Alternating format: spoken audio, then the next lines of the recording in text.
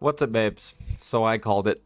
It looks like the next arc is beginning slowly. I think I was also right in the fact that this is going to be a shorter arc. I don't think that was that crazy of a call. I don't think that saying that this arc was going to start now is too crazy of a call either, but those both seem to be the case. One, we can say it's going to be short because it's a government island. You're not going to stay too long on a government island. I mean, we've seen it before. They might get into a couple fights. They're probably just going to info dump, though. And I think this is a very smart way to do it. I think Oda knows what he's doing. Um, and I'm excited. So Bonnie was being chased by this mechanical shark. They don't really know what's going on.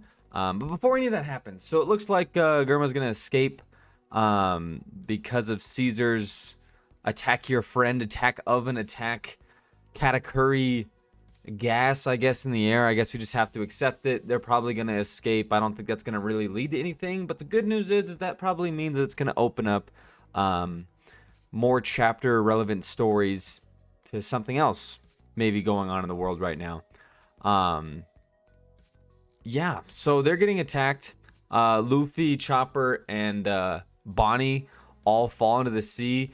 And Jinbei's like, I got this. And now what's great about the crew nowadays is having Frankie and Jinbei is just about an unstoppable combo on the seas. Like, unstoppable. Now, they go through some hardship here for sure, but I think they would have been absolutely fine with just Jinbei's help if you gave him just a little bit longer. But he goes after them. They kind of are already split up, which I like. I like when the crew kind of gets split up because when they're together, it's just like too much. Not too much for writing, I would say, for Oda, and it's like much easier to develop characters when you split them up, I feel like. And I kind of like the split teams right now. We just kind of got Jinbei. Chopper hasn't really been spotlighted in a while, so for them to both be with Luffy along with Bonnie, I'm happy. I'm happy about it. The rest of the crew, they might all stick together still, but they're in the hands of a very special person now.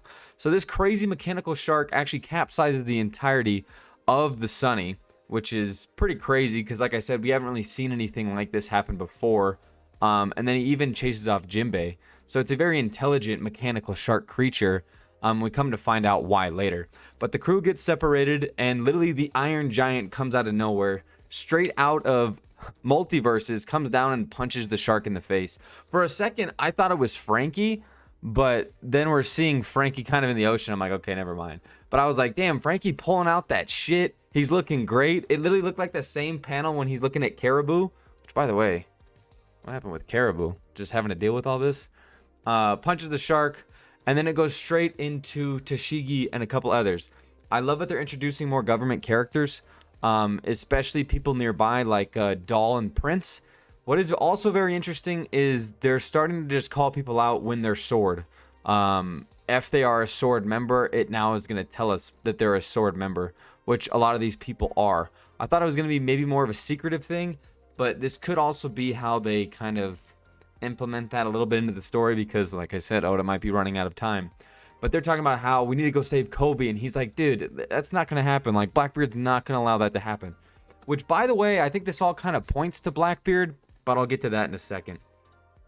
Bonnie and Luffy have a funny like back and forth, like, this is Emperor, I thought your hair was white. He's like, no, that's when I'm free. And she's like, what the hell does that mean? And I'm sure we're all kind of the same, like, I don't know what the hell does that mean. But they're on Egghead, and immediately I was like, okay, if this is a place 500 years in the future, like, there's got to be some science behind it. Dr. Vegapunk question mark. And then they start saying it, and I was like, no way they're about to introduce. And then out of nowhere, the Iron Giant lifts up the Sunny from the sea, saves the pirates, saying it's not being saved, and in old timer speech declares that I am Dr. Vegapunk. You can call me Dr. Vegapunk, with an old voice. So now there's a couple questions here. There's actually a lot of questions, as normal. Dr. Vegapunk is old. Probably solved something along the lines of like anti-aging something. Some sort of technology that allows aging to kind of come to a standstill. And whether that has to do with Bonnie or not could be a coincidence, but I don't really think so. But I'm not entirely sure. Now, Bonnie is the most interesting. When we go back to the government island that was nearby, that naval base, they talk about how they could send out a seraphim theme. I don't know how you say that. the PXs. And I was like, okay, so if that means that they're on Egghead and developed by Dr. Vegapunk, which we all had already theorized, why is Bonnie there? I think Bonnie understood that the creation of these were going to happen when she was in Mary Joie. Now, whatever her ability is, which I don't even think that we've cracked the surface of, allows her to kind of go undercover and allows her to kind of escape situations. It's either that or she's kind of with the government in a way. And I could see a little of both. I wouldn't be surprised if it is a little bit of both. But it's just really interesting that she's traveling by herself and exactly what's going on here. They ask her where her crew is, where her ship is, and she's like, I traveled by myself. But at the same time, if her ship got destroyed, the same as the Straw Hats almost did, then the government's still trying to attack her, so it's strange. I think she's just trying to figure out the information. I think that this arc is going to be a huge information dump on all the technology that Vegapunk has to offer. And I think it's going to be very important and very telling to see not only the Navy's strength, but what these Seraphims are capable of. We're going to see baby everybody here in a little bit. I don't know how long that's going to take. I don't know what's going to happen with these other Straw Hats. I don't know if Dr. Vegapunk's going to capture them. I think that Vegapunk probably has them covered, believe it or not. And not even in a sense of strength, because, I mean, Zoro and Sanji are on the ship, but in a sense of just technological advancement where their brains are just not going to be able to compute how to counter whatever it is. Because I bet if Zoro went and tried to attack Vegapunk right now, for some reason, I don't think it would go too well. There's just some sort of technology there. Vegapunk's been around for a very long time with the old man voice in the lady body. I'm just... so many questions. Now, I do think that this points to Blackbeard. I think that I'm talking about Seraphims that they want to send out to Blackbeard. And just, we're looking at the end here and we're like, all right, like, we still have Blackbeard, who I will bring it up again, and I'll bring it up in the video next week when I review Wano, but his bounty got raised 2 billion during the raid of Onigashima, and that's not because he took over Pirate Island Beehive. It's not why. And we have no idea why. What could raise somebody's bounty 2 billion? I'm not sure. I've heard a couple things. Perhaps he killed some kings. Maybe. Perhaps he stole Shirahoshi. Doubtful. I think that's a little too far. But I'm not sure what he did. I'm not entirely sure. I don't know if he found some type of poneglyph or there's some information that he has under his belt.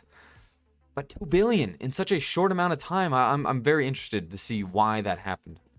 But if they decide to go after Kobe, and I think that in doing this, whatever we got introduced back to Tashigi and Helmeppo, I think they might be on their way to Egghead, especially if it's close by, and they can relay this to Luffy, like, hey, Blackbeard has Kobe, and then we're gonna see maybe a similar situation to what happened with Ace, and him being like, I'm not standing for that. I'm going after that guy right now. And I think that would do a good job of like alleviating like one of who we think is probably like one of the final villains with Sakazuki, Blackbeard, and Emu. But at the same time, I don't think Blackbeard's not gonna make it to the end. I think that he is like a end game character. Like there's gonna be somebody or a very important mission that he's gonna have at the very end. And I think that his plan is all coming to this. And for him to be snuffed out like that would be a little weird. But I think them coming to Egghead, they're gonna learn a lot.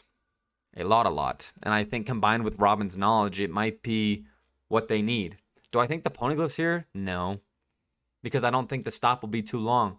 Luffy and them are probably going to have to rescue the rest of the crew because, like Vegapunk said, I'm working with the Marines, even though I'm mediocre, and I'm like, bruh. So this person is just like the humblest, and they think that they suck, but in reality, they're the super genius that the world needs. And I think it's good to get Vegapunk at this point as well, because I don't know if Vegapunk's 100% in the know of what the government's even up to. And I think when that happens, then pandemonium will take place, and Vegapunk might hop over to the good side, might decide that, hey, maybe the government is bad, maybe we need to do something about that. But I'm not sure. I'm not too sure yet, but I'm excited. We do have a break. Is this actually Vegapunk? I'm going to say yeah. I don't think that it's not, but it could be like an Odin situation, but I couldn't see them doing that back to back. I'd be like, it's a little much. But to be introduced to Vegapunk this early is kind of insane to me. I did not think it was going to happen this early, but I'm glad that it is. But Oda continues to get gold medals for these chapters. I'm looking forward to it. Like I said, we're on a break, but next week I have the Wano review. It's a little jumbled, but overall, I was a fan. I was definitely a fan. I think it ranks in the top 5, but more on that next week. Tell me what you think about the chapter. Early release today too. I'm even dropping this on a Thursday. But yeah, peace out, babes. I'll see you next week.